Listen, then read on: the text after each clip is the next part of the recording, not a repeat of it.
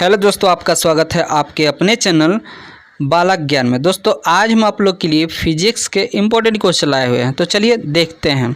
देखिए पहला जो क्वेश्चन है, विस्थापन धारा क्या है। तो देखिएगा, वह धारा जो विद्युत क्षेत्र में परिवर्तन के कारण उत्पन्न होता है उसे विस्थापन धारा कहते हैं।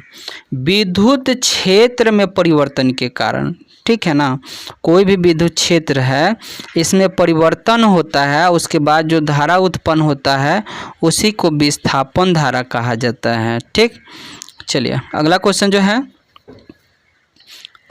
जो है दोस्तों, प्रकाश का परावर्तन किसे कहते हैं। परावर्तन के नियम को भी बताइए, ठीक है ना। तो देखिए, जब प्रकाश किसी चिकनी सतह पर गिरती है या पड़ती है तो इसका अधिकांश भाग उसी माध्यम में लौट जाती है। इस घटना को प्रकाश का परावर्तन कहते हैं। या दोस्तों हम ये कहते हैं कि जब प्रकाश की किरणें किसी चिकनी सतह से टकराती है और फिर वापस उड़ जाती है, इस घटना को प्रकाश के परावर्तन कहते हैं। और देखिएगा इसका कुछ नियम देखिएगा, यहाँ पे प्रकाश के परावर्तन के दो नियम हैं, ठीक है ना। तो एक तो देखिएगा, ये आपतित किरण है, मतलब ये आने वाली किरण है आपतित किरण, और यहाँ से जाने वाली किरणें हैं, इसको परावर्तित किरण है। और ये आपतन बिंदु पर डाला गया अभिलंब, ये तीनों कहाँ पर होता है दोस्तों, ये एक ही तल पर होता है। ठीक, और दूसरा का नियम हो जाएगा, ये आपतन कोण और परावर्तन कोण के बराबर होता है। ठीक है, ये दोनों नियम आप लिख लीजिएगा। ठीक, चलिए अगला जो बात है, दर्पण का वक्रता त्रिज्या तथा फोकस दूरी में क्या संबंध है। तो देखिएगा, जब दर्पण का द्वारक वक्रता त्रिज्या की अपेक्षा छोटा होता है तो दर्पण की फोकस दूरी वक्रता त्रिज्या की आधी होती है। दोस्तों यही इसका संबंध है, यानी हम कह सकते हैं कि F बराबर R/2 होता है, ठीक है ना। चलिए यहाँ पे दूसरा का पॉइंट जो है कि समतल दर्पण की वक्रता त्रिज्या अनंत होती है तथा इसकी फोकस दूरी भी अनंत होती है। ठीक, चलिए अगला है, रेखीय आवर्धन से आप क्या समझते हैं। तो देखिएगा, गोलीय दर्पण के मुख्य अक्ष के लंबवत नापी गई प्रतिबिंब की लंबाई तथा वस्तु की लंबाई के अनुपात को रेखीय आवर्धन कहा जाता है। गोलीय दर्पण के मुख्य अक्ष के लंबवत नापी गई प्रतिबिंब की लंबाई, यानी प्रतिबिंब की लंबाई नापोगे, मान लीजिए ये गोलीय दर्पण है और यहाँ पर कोई वस्तु रखते हैं और यहाँ इसका प्रतिबिंब बनता है, ये यहाँ से यहाँ की दूरी और यहाँ से यहाँ की दूरी के अनुपात को हम लोग रेखीय आवर्धन कहते हैं। इसे m से सूचित किया जाता है। ठीक, चलिए अगला क्वेश्चन जो है, प्रकाश का अपवर्तन किसे कहते हैं। अपवर्तन के नियम भी बताइएगा, ठीक है। तो देखिए, जब प्रकाश एक पारदर्शी माध्यम से दूसरे पारदर्शी माध्यम में प्रवेश करता है या जाता है तो अपने मार्ग से थोड़ा सा विचलित हो जाता है। इस घटना को प्रकाश का अपवर्तन कहने का मतलब है दोस्तों, मान लीजिए कोई माध्यम है या एक माध्यम में आया, यहाँ आना था उसको सीधा, लेकिन वो थोड़ा सा ऐसे हो गया, इसको आना था यहाँ, ठीक है ना, तो वो विचलित हो गया, तो इसको हम बोलेंगे प्रकाश के अपवर्तन। और देखते हैं इसका नियम क्या है। तो इसका नियम देखिएगा, आपतित किरण, अपवर्तित किरण तथा अभिलंब तीनों एक ही, मतलब आपतन बिंदु पर डाला गया अभिलंब तीनों एक ही तल महत्व होता है, ठीक है ना। और यहाँ एक निश्चित तल के प्रकाश के लिए आपतन कोण की ज्या तथा अपवर्तन कोण की ज्या के अनुपात नियत होता है, यानी साइन हम लोग बोल सकते हैं साइन I बटा साइन R, ठीक है ना। ये प्रकाश के परावर्तन के दूसरा नियम है, ठीक है ना। चलिए अगला है क्वेश्चन, क्रांति कोण।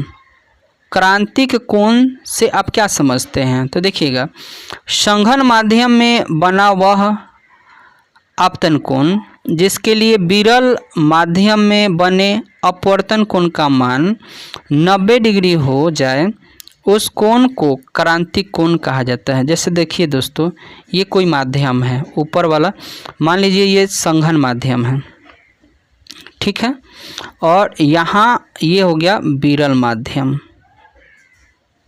विरल माध्यम। तो इस तरीक़ा से ये हो जाए, मतलब ये 90 डिग्री के बनाने लगे, ठीक है, ये 90 डिग्री के बनाने लगे ये, तो इसके द्वारा जो है ये 90 डिग्री वाला बना कोण क्या कहता है, क्रांतिक कोण कहलाता है। कहने का मतलब संघन माध्यम में बना आपतन कोण जिसके लिए विरल माध्यम में बना अपवर्तन कोण का मान 90 डिग्री हो, तो उसको हम बोलेंगे क्रांतिक कोण। चलिए अगला क्वेश्चन जो है पूर्ण आंतरिक, क्वेश्चन जो है पूर्ण आंतरिक परावर्तन किसे कहते हैं, इसके लिए आवश्यक शर्तें लिखिए। तो यदि संघन माध्यम में बने आपतन कोण का मान क्रांतिक कोण के मान से बड़ा हो जाए तो प्रकाश दूसरे माध्यम में जाने के बजाय उसी माध्यम में लौट जाती है। इसी घटना को प्रकाश का पूर्ण आंतरिक परावर्तन कहते हैं। देखिएगा, फिर से समझिएगा कि देखिए जब प्रकाश जो है यहाँ से है, अब प्रकाश संघन माध्यम में बना आपतन कोण का मान क्रांतिक, देखिए मान लीजिए कोई प्रकाश यहाँ आया और इसको यहाँ जाना था, मतलब सीधे जाना था, लेकिन हम इसको और नीचे करते हैं तो ये क्या होगा कि ये यहाँ से आया और इधर चला जाएगा। तो यही बात यहाँ बताया जा रहा है कि यदि संघन माध्यम में बने आपतन कोण का मान क्रांतिक कोण के मान से बड़ा हो जाए, क्रांतिक कोण के मान से बड़ा हो जाए तो प्रकाश दूसरे माध्यम में जाने के बजाय, कहने का मतलब जिधर से प्रकाश आया था, ठीक है, और उधरे चला जाता है, ये वापस लौट, इस घटना को ही प्रकाश का पूर्ण आंतरिक परावर्तन कहते हैं। ठीक है, इसके दोस्तों कुछ शर्तें हैं, देखिएगा। पहली जो शर्त है कि प्रकाश संघन माध्यम से विरल माध्यम में प्रवेश कर रहा हो, तभी ये चीज़ देखने के लिए मिलेगा। और दूसरा का जो है आपतन कोण का मान क्रांतिक कोण से बड़ा होना चाहिए। देखिए इसी के उदाहरण आप मरीचिका देखे होंगे, और फिर आप टूटे हुए कांच के जो हिस्से होते हैं वहाँ पे चमकीले दिखाई देते हैं। ये सब जो है पूर्ण आंतरिक परावर्तन के उदाहरण है। ठीक है, चलिए अगला क्वेश्चन जो है लेंस की क्षमता की परिभाषा करें। तो लेंस की क्षमता को परिभाषित करने के लिए लेंस की फोकस दूरी के व्युत्क्रम को लेंस की क्षमता कहते हैं। इसे P से दर्शाया जाता है और इसका मात्रक जो होता है डायोप्टर होता है। ठीक, चलिए अगला क्वेश्चन जो है प्रिज्म किसे कहते हैं। प्रिज्म के पदार्थों के अपवर्तनांक तथा प्रिज्म के कोण में क्या संबंध है। तो दोस्तों देखिएगा, प्रिज्म एक ऐसा पारदर्शक माध्यम होता है जो किसी कोण पर झुके दो समतल पृष्ठ से घिरा होता है। इन पृष्ठ को अपवर्तक पृष्ठ तथा इनके बीच बने कोण को अपवर्तक कोण या प्रिज्म कोण भी कहा जाता है। ठीक है ना, चलिए अगला क्वेश्चन जो है वर्ण विक्षेपण।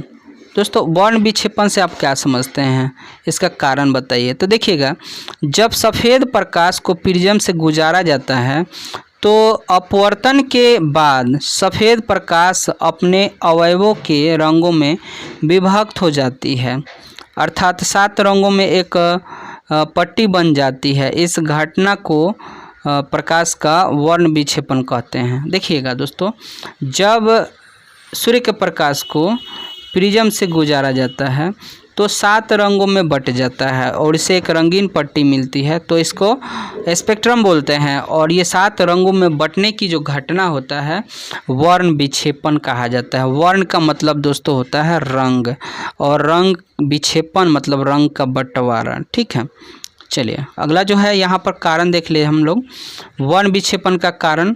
तो प्रिज्म के पदार्थ का अपवर्तनांक भिन्न भिन्न रंगों के लिए भिन्न भिन्न होता है, इसी कारण से वर्ण विक्षेपण की घटना होती है। ठीक है, चलिए अगला क्वेश्चन जो है कोणीय विक्षेपण किसे कहते हैं। तो प्रिज्म से निकलने वाले विभिन्न रंगों की किरणों में से किन्हीं 2 रंगों के निर्गत किरणों के बीच विचलन कोण को कोणीय विचलन कहा जाता है। कहने का मतलब है दोस्तों, आप जानते हैं कि प्रिज्म से गुजरता है सूर्य का प्रकाश प्रिज्म में प्रवेश किया, यहाँ से गुजरेगा तो ये कई रंगों में बट गया, 7 रंगों में। तो इनके दो जो लाइन है, 2 रंग है, इनके बीच बनने वाला कोण को कोणीय विचलन कहते हैं, विक्षेपण कहते हैं, ठीक है ना। विचलन के द्वारा बना कोण को विक्षेपण, कोणीय विक्षेपण कहते हैं, ठीक। चलिए अगला क्वेश्चन जो है, प्रकाशिक यंत्र की आवर्धन क्षमता से आप क्या समझते हैं।